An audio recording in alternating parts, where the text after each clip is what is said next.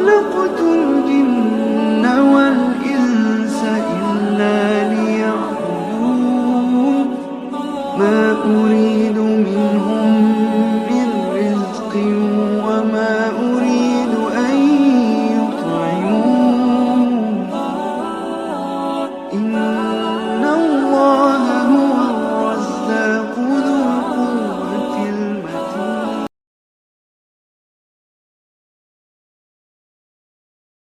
شاء الله لا حول ولا قوة إلا بالله العلي العظيم. حسبنا الله ونعم الوكيل ونعم المولى ونعم النصير. الحمد لله وكفى سمع الله لمن دعا ليس وراء الله المنتهى ومن اعتصم بالله النجا. والصلاة والسلام على عباده الذين اصطفى محمد وآله الطيبين الطاهرين مصابيح الدجى. ورحمة الله وبركاته على من اتبع الهدى. رب اشرح لي صدري ويسر لي أمري واحلل عقدة من لساني يفقه قولي.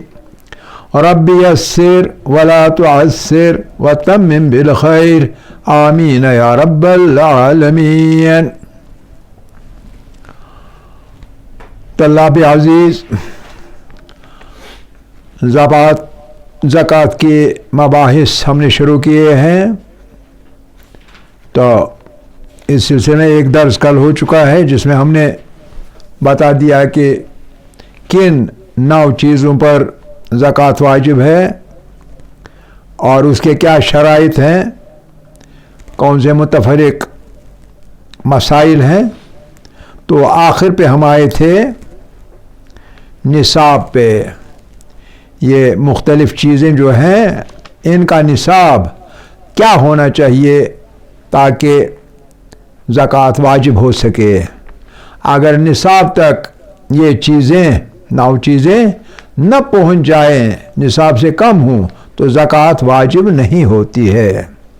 तो पहली चीज़ें 4 जो थीं, गेहूँ, जौ, खजूर और अंगूर। अंगूर यानी किशमिश के सिलसिले में गेहूँ, जौ, खजूर और अंगूर। उसमें हमने कहा था अगर ये चीज़ें सिंचाई के लिहाज से कुदरती तौर पर सिंचाई हो रही हो, जैसे बारिश के ज़रिए से, तो या नहर के ज़रिए से, नहर कौन सी है जो ख़ुद ब खुद बनी हुई हो, उसके ज़रिए से, दरिया वगैरह के ज़रिए से, यानी इंसान की जो किसान होगा, किसान के ज़रिए से सिंचाई ना हो रही हो बल्कि खुदाई तौर पर सिंचाई हो रही हो, तो उस सिलसिले में 1/10 यानी 10वां हिस्सा जो है वो ज़कात होगा जब निसाब तक पहुंच जाए। 10वां हिस्सा ज़कात होगा। और अगर डोल के ज़रिए से, कुएं के ज़रिए से, अरहट के ज़रिए से इंसान खुद एक नहर खोदे, उसके ज़रिए से सिंचाई ज़मीन के हो, तो उस सूरत में 10वां हिस्सा नहीं बल्कि 20वां हिस्सा ज़कात होगा। अब एक बात यहाँ याद रखने की है और वो ये है तीसरी सूरत, अगर कभी बारिश से सिंचाई हो और कभी इंसान खुद अपने तौर पर सिंचाई करे ज़मीन की, तो उस सूरत में क्या लागू होगा। चाहे आया 10वां हिस्सा ज़कात होगी या 20वां हिस्सा। तो कहा गया है कि अगर ज़्यादा यानी निस्फ से ज़्यादा बारिश से सिंचाई हो रही हो या कुदरती तौर पर एक दरिया से सिंचाई हो रही हो, निस्फ से ज़्यादा एहतियात मुस्ताहब यह है कि उस सूरत में भी 10वां हिस्सा ज़कात दिया जाए। तो यहाँ तक हम पहुँचे थे। तो अब इसके बाद हम आगे चलते हैं। निसाब हमने कहा था कि 863 किलोग्राम इशारिया 775 863.775 775 ग्राम 775 यानी 863 किलो और फिर पौना किलो। इसके अलावा जब ये निसाब हो जाए तो ज़कात वाजिब हो जाती है। अब हम पांचवें मद पर आएंगे निसाब के सिलसिले में। निसाब की बात हो रही है। निसाब अब तक गेहूं, जौ, खजूर और किशमिश की बात हो गई। अब पांचवा सोना है। सोने पे क्या निसाब है? सोने का, सोने के भी निसाब है, लेकिन एक नहीं बल्कि दो निसाब हैं। नंबर एक, असल में सोने का निसाब ये है कि जब तकरीबन अप्रोक्सीमेटली तकरीबन 70 ग्राम सोना आपके पास मैसर हो, हासिल हो 70 ग्राम 70 ग्राम, तो आपके ऊपर 70 से कम हो, 69 ग्राम हो सोना, ज़कात नहीं है। 70 ग्राम सोना हो जाए, निसाब हो गया तो ज़कात वाजिब होगी। और ज़कात कितनी होगी? 1/40, 40वां ज़कात होगी, उससे ज़्यादा नहीं। 1/40।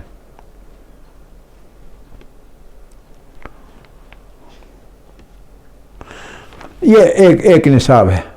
फिर अगर मिसाल के तो नंबर दो, फिर अगर और आपके पास सोना आ जाए तो ज़रूरी नहीं कि आप फिर 70 ग्राम तक इंतज़ार करें, तब आपके ऊपर फिर 1/40 यानी 40वां हिस्सा ज़कात आपके ऊपर वाजिब हो जाए। नहीं, दूसरा निसाब इसका है फिर थोड़ा सा, और वो थोड़ा सा क्या है? वो है 14 ग्राम, तकरीबन 14 ग्राम। जो ही 14 ग्राम यानी कुल 84 ग्राम आपके पास सोना आ जाए, 70 और 14 यानी 84 ग्राम सोना हो जाए। 70 का तो 1/40 है ही, इस 14 का भी 1/40 होगा, यानी कुल 84 ग्राम बन जाएगा, उसका 1/40 होगा।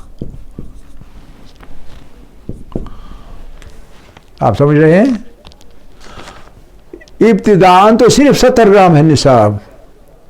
उसके बाद अगर और सोना आपके पास आ गया दूसरे नंबर पर 14, तो 14 का भी ज़कात निकालना होगा। और 14 आ जाएगा, 15 आ जाएगा, नहीं है ज़कात। 16वां आ जाएगा, 17वां, 18वां, तो इस तरह से तब तक नहीं होगा जब तक ना दूसरे 14 ग्राम आ जाए। तो गोया दूसरे 14, तीसरे 14, चौथे 14, इस तरह से 14 ग्राम पर दूसरा निसाब चढ़ता जाएगा और उस पर भी ज़कात चढ़ती जाएगी। 1/40, हाँ, 1/40 ज़कात है 40वां। 100 रुपये का माल हो तो 2.5 रुपये ज़कात होगा, 2.5 रुपये, 1/40 वही होता है।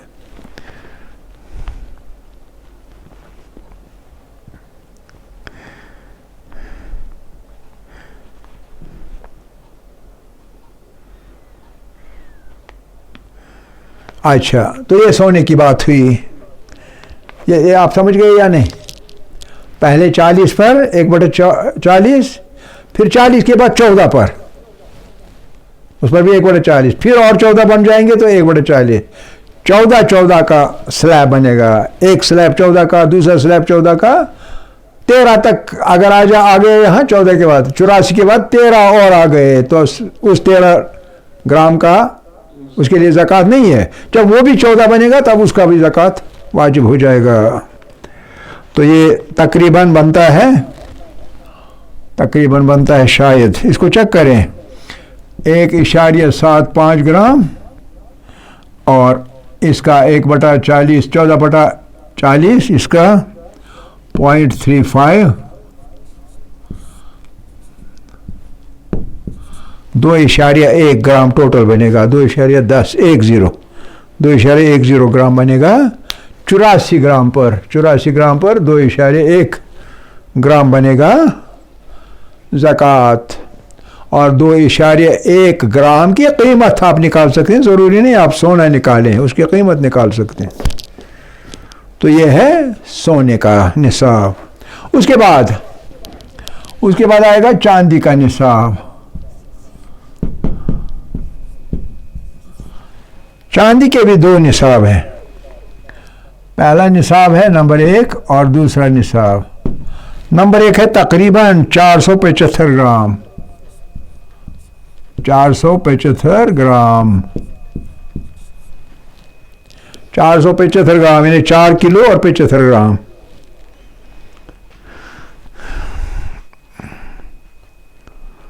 और इसका बन जाएगा तकरीबन 11.875 11.875 ग्राम इसकी ज़कात बनेगा। पहला स्लैब सबसे बड़ा है और वह 475 ग्राम। फिर दूसरा निसाब यह है कि अगर 95 ग्राम का इजाफा हो गया, 95 ग्राम का इजाफा, तो इस पर भी ज़कात आ जाएगी।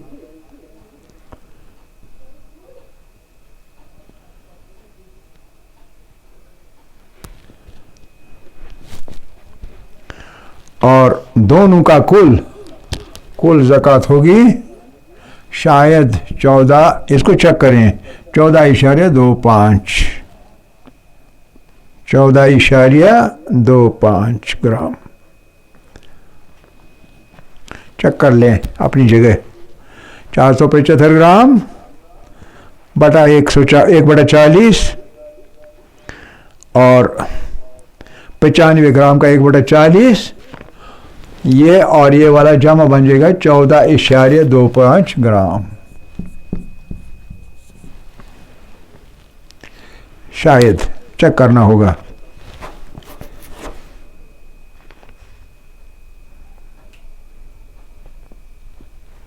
इसका भी ज़कात 1/40। हाँ एक ही है ना, फॉर्मूला एक ही है। करेंसी में हो तब भी वही, यानी सिक्के हों तब भी 1/40।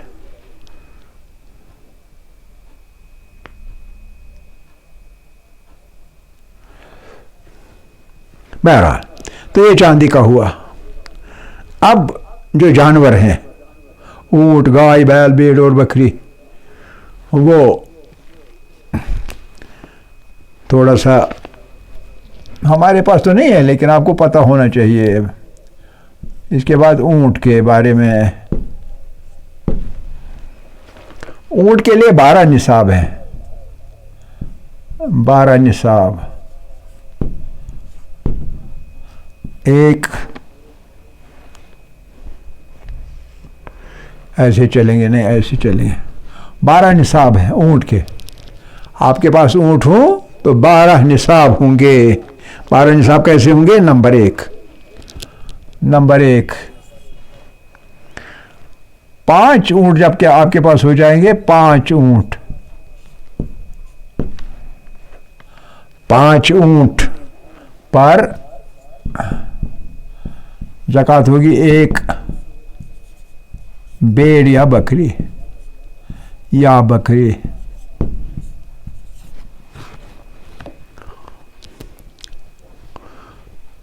4 ऊंट आपके पास होंगे, कोई ज़कात नहीं। 5 ऊंट जो ही आपके पास जमा हो जाएंगे तो 1 भेड़ या बकरी लेके आपको ज़कात देना पड़ेगा। ये नहीं कि 5वां एक ऊंट आप ज़कात दें, नहीं, भेड़ और बकरी, भेड़ या बकरी आप खरीद लें और ज़कात यही दे दें 5 ऊंटों की। दूसरा निसाब है अगर आपके पास 10 ऊंट हुए, 10 ऊंट पर 2 भेड़ या बकरी, 2 भेड़ या बकरियां,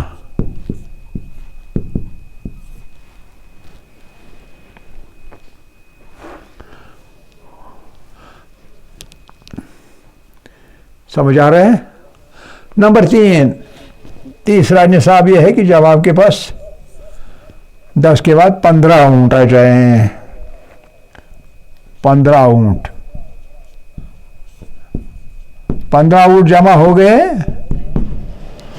10 के बाद 11 हो गए, कोई 11वें पर कोई ज़कात नहीं, 12वें पर कुछ नहीं, 13वें पर कुछ नहीं, 14वें पर, लेकिन जो ही 15 हो गए तो 15 ऊंटों पर 3 भेड़ या बकरियां, 3 भेड़ या बकरियां, ठीक है। और चौथा निसाब,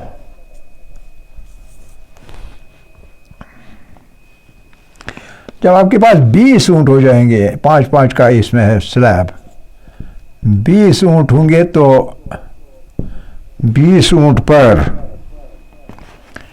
4 भेड़ या बकरियां, 4 भेड़ या बकरियां। फिर 5, नंबर 5, पांचवा निसाब 25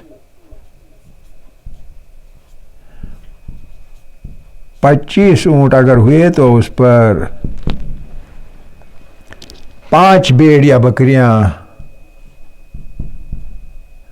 5-5 के लिए 1-1 बढ़ रहा है, 5 भेड़ या बकरियां। छठा निसाब, उसके बाद 25 के बाद सिर्फ 1 बढ़ जाएगा तो अगला निसाब बन जाएगा 26 ऊंट पर, सिर्फ 1 ऊंट बढ़ने से निसाब बदल जाएगा 26 ऊंट।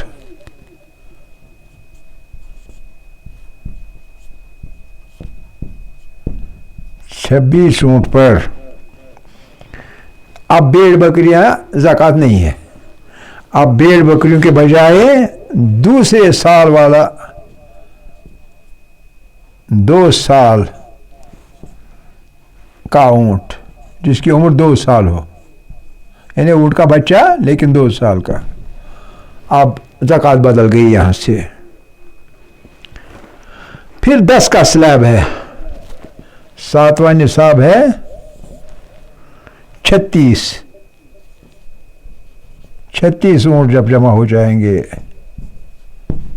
9 ऊंट और बढ़ जाएंगे तो कोई ज़कात नहीं, लेकिन जो ही 36 हो जाएंगे तो उस पर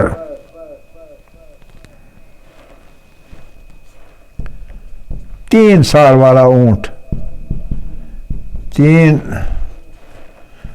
साल का ऊंट ज़कात है।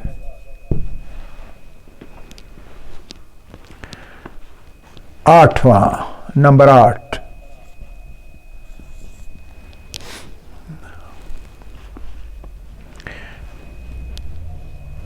छत्तीस के बाद 46, 10-10 का स्लैब है,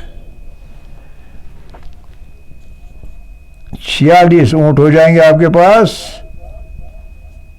46 ऊंट हो गए तो उन पर 4 साल का, 2 साल 3 साल और 4 साल का, 4 साल की उम्र का ऊंट,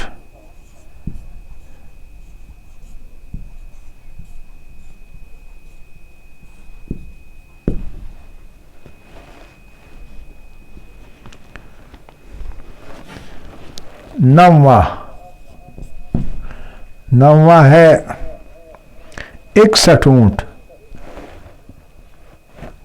46 के बाद 61 ऊंट आपके पास हुए तो ज़कात बढ़ जाएगी 5 साल का ऊंट,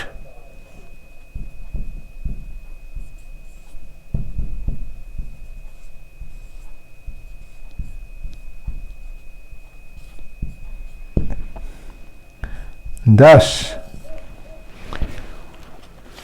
61 के बाद जब 76 ऊंट हो जाएंगे, 76 ऊंट,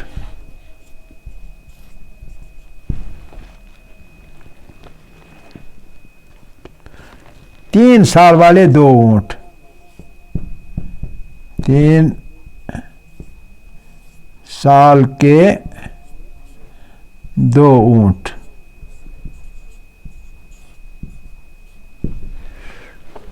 फिर 11वां निसाब 91 ऊंट अगर हुए,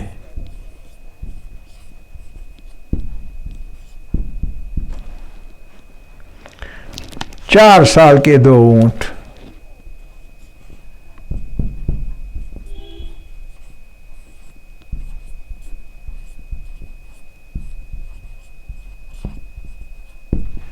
और 12वां निसाब 121 ऊंट, 121 ऊंट।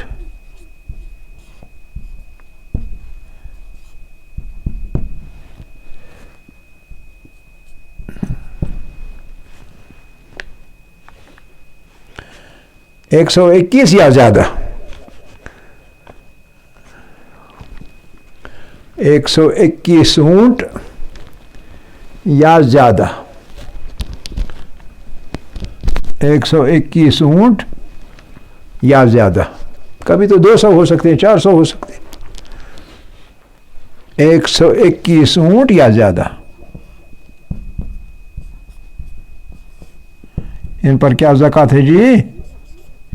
इन पर ज़कात यह है कि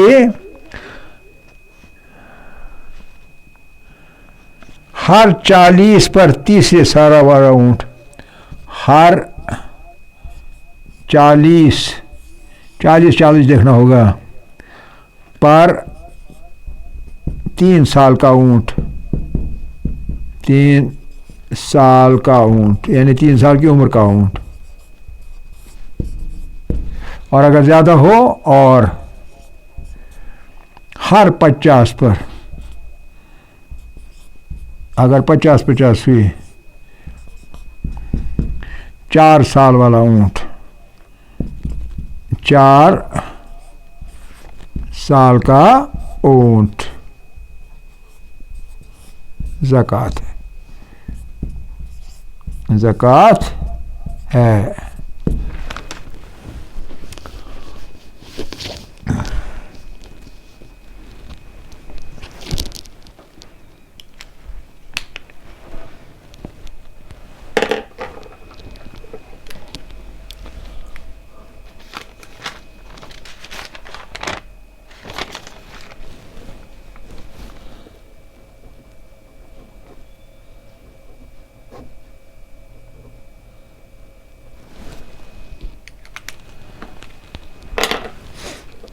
आप समझ गए?